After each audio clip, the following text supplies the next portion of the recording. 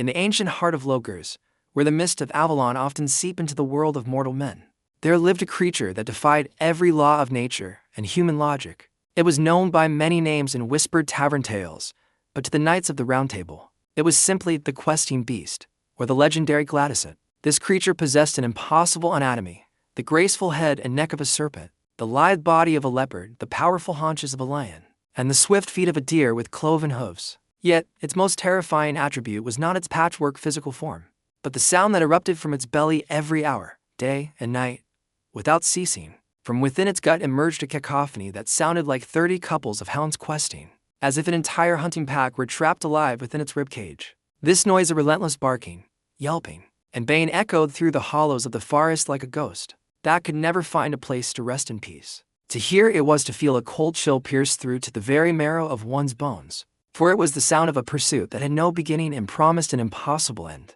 Many brave men had tried to follow that sound, hoping to slay the monster and win eternal glory, but most returned with minds broken by the sheer persistence of the noise. Among those who remained obsessed was King Pellinor, a man whose lineage was tied to the creature by a strange and inevitable curse of ancient fate. Pellinor spent years in the saddle, his armor rusted by the rain of 1,000 storms, following a barking that always seemed to be just over the next ridge. He believed the beast was his own personal burden, a mystical foe meant to test the limits of his endurance, his patience, and the deepest core of his soul. The king often said the beast was not merely an animal, but a manifestation of the chaos that existed before the dawn of kings, rose over the land of Britain. One morning, near the edge of a forgotten marsh, a young and ambitious knight named Sir Palamedes met the aging and frail King Pellinor.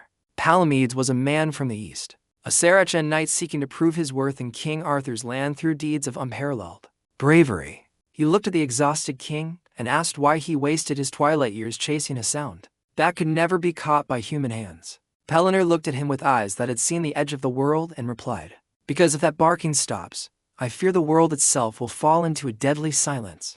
Intrigued by the mystery and the challenge, Palamedes swore that he would be the one to finally grant the questing beast eternal silence. He did not hunt it out of duty or destiny, but for the intellectual challenge of conquering a creature that seemed to exist beyond the reach of mortal steel. Palamedes began his journey by studying the beast's footprints, noting how the deer hooves left marks that smelled of ozone and damp, primordial earth. He followed the sound through the forest of shadows, where the trees grew so thick that the sun was but a forgotten memory to those beneath the canopy. The barking grew louder, a rhythmic thumping of canine voices that vibrated in the knight's shield and made his teeth chatter inside his heavy iron helm. "It is only a sound," Palamedes whispered to himself, trying to maintain his logic against the waves of mystical dread rising to the surface of his mind. On the third day, he found the beast drinking from a pool of silver water that reflected the stars even under the glare of the scorching midday sun. The creature was more beautiful and more terrible than the legends described. Its leopard skin shimmered with iridescent light that shifted with every breath. As the creature drank, the sound of the hounds within it turned into a muffled growl, like a storm trapped in a small glass bottle, ready to shatter it. Palamedes drew his sword, the steel singing as it left its scabbard, and he lunged with the grace of a lethal desert wind. But the questing beast did not flee in fear. It merely gazed at the knight with eyes that were deep, ancient, and filled with an unbearable sadness. Before the blade could strike, the beast leapt far beyond the ability of any leopard or lion, vanishing into the thicket in the blink of an eye. The chase had truly begun, and Palamedes felt the thrill of the hunt ignite a fire in his chest that burned hotter than any sun he had known in the east. He followed the beast across the cliffs of despair, where the wind shrieked louder than the hounds in the creature's belly, creating a symphony of agony. Every time he drew near, the beast would emit a particularly sharp bark, as if mocking Palamedes' every attempt to close the distance between them. He began to wonder if the creature was leading him somewhere specific, or if the pursuit itself was the final goal sought by the universe. During the cold nights, the barking served as a strange lullaby, keeping other forest predators at bay while Palamedes slept fitfully beneath the trees. He realized that no wolf or bear dared approach the territory of the Gladysant, for its voice was a sovereign command over all untamed wilderness. Weeks turned into months, and Palamedes found his armor becoming as battered and worn as King Pellinor's had been in years past. His focus now shifted from the glory of the kill to a deep understanding of his enemy's rhythm, as if they were partners in a never-ending dance. He learned that the beast barked faster when near ancient ruins, and slowed its pace when passing through fields of blooming wildflowers. It was as if the creature reacted to the history of the land, its internal hounds mourning lost years of the world and heroes forgotten by time. One night, Palamedes cornered the beast in a dead-end valley where the walls were made of smooth black glass that reflected both their shadows. There was no escape this time, and the knight braced himself for the final confrontation that would be recorded in the history of the Round Table forever. The hounds within the beast were now at a fever pitch, a deafening roar of 30 pairs of dogs all baying for blood and retribution. Palamedes raised his spear, but as he looked into the creature's serpent face, he saw his own reflection clearly in the beast's golden, lucid eyes. He saw a man who had become so obsessed with the other that he had forgotten his own home, his own faith, and even his own name. The beast bowed its head, not as a sign of surrender, but as an invitation for the knight to listen more closely to the noise it carried. Palamedes lowered his weapon and stepped forward without fear, placing his gauntleted hand near the leopard-patterned chest of the creature. Through the metal of his glove, he felt the vibration of the sound. It was not mere barking. It was a heartbeat, powerful and primordial. The questing was the sound of a heart beating for every lost soul, every unfinished quest, and every knight who had fallen in failure. The questing beast was the living embodiment of the quest itself, the eternal drive of the human spirit to find what is hidden behind the veil of reality. If the beast were to die, then the urge to explore, to question, and to seek would vanish from the hearts of men, leaving the world in dull stagnation. Palamedes understood then why Pellinor could never catch it, and why he himself must not kill the creature that carried the weight of existence. The beast was a mystical mirror, reflecting the enemy within every hero, the doubt that they are chasing something meaningless and vain. Just as this realization dawned, the beast licked the knight's hand with a tongue that felt like cold silk, then slowly dissolved into the shadows of the night.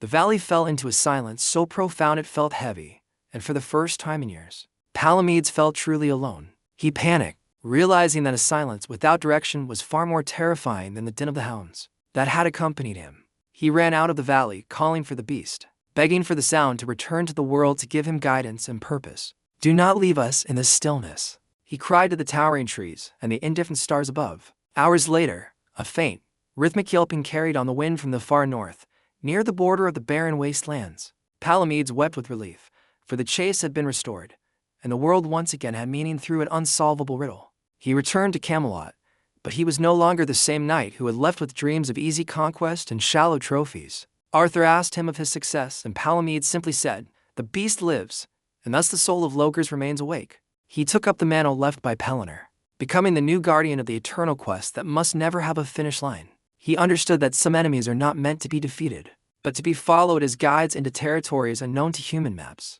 The questing beast led him to discover hidden valleys where ancient gods still whispered, in the flow of crystal-clear streams. The creature led him to aid villages struck by mundane troubles, for the beast always passed where help was most desperately needed. The unstoppable sound became a beacon for those lost in the complexities of court life, full of intrigue and falsehood.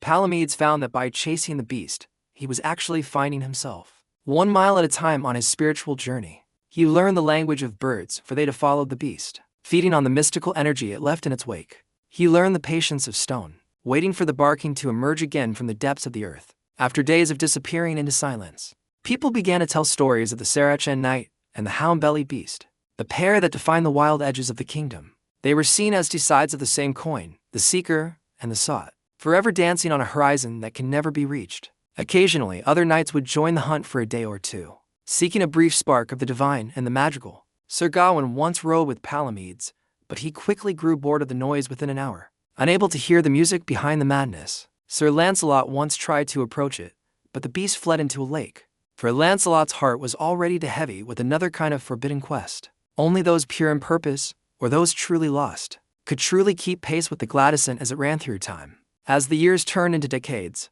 Palamedes grew old, his hair turning the color of the mist he walked through every morning. He no longer carried a heavy spear or a sharp sword, but a simple wooden staff, following the sound with steady and peaceful footsteps. The beast seemed to age with him, its movements becoming slower, its leopard spots fading into a coat of dusty gray fur. The barking changed too. It was no longer a frantic hunt, but a deep, resonant baying, like a choir in a grand, ancient cathedral. One winter night, under the light of a rare blood moon, Palamedes and the beast reached the very edge of the western sea. There was no more room to run, and no more land in this mortal world to serve as a questing ground for the two of them. The beast sat on its haunches, staring at the waves that crashed and shimmered with phosphorescent light in the dark of night. Palamedes sat beside it, resting his weary bones against the creature's warm, leopard-patterned side. The hounds within the beast's belly finally fell completely silent, replaced by a single, steady pulse that matched the rhythm of the eternal sea. "Is this the end?" Palamedes asked, his voice but a faint whisper nearly swallowed by the spray of the salt water. The beast turned its serpent head and answered, not with mortal words, but with a thought that echoed inside the knight's mind. "The quest never ends.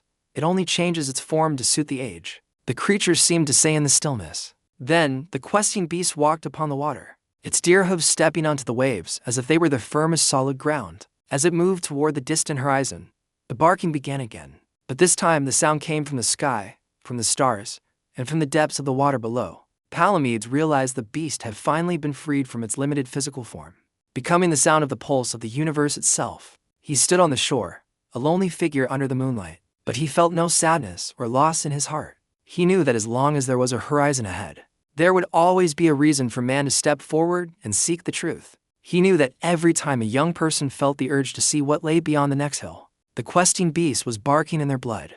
The mystery remained unsolved, for a mystery solved is a mystery dead and devoid of its magic for the human soul. The questing beast remained the great enemy of the ordinary and the boring, the mystical creature that kept the world from falling into a long sleep of the soul. Palamedes turned back toward the land of Britain, ready to tell this story to the next generation of seekers who might feel the pull of the unknown. For in the heart of every true adventurer, there is a leopard running, a serpent guiding with wisdom, and a sacred noise that will never truly stop. Even if the forest of Logres are long gone, replaced by stone and the smoke of industry, the echo of the Gladysnet remains in the static of our modern world today. And even now, if you go to the quiet places where the wind meets the trees, you might still hear the sound of the pursuit that cannot be stopped. Don't forget to comment, like, share, and subscribe to Storycraft Studio for more legendary tales that will spark your imagination.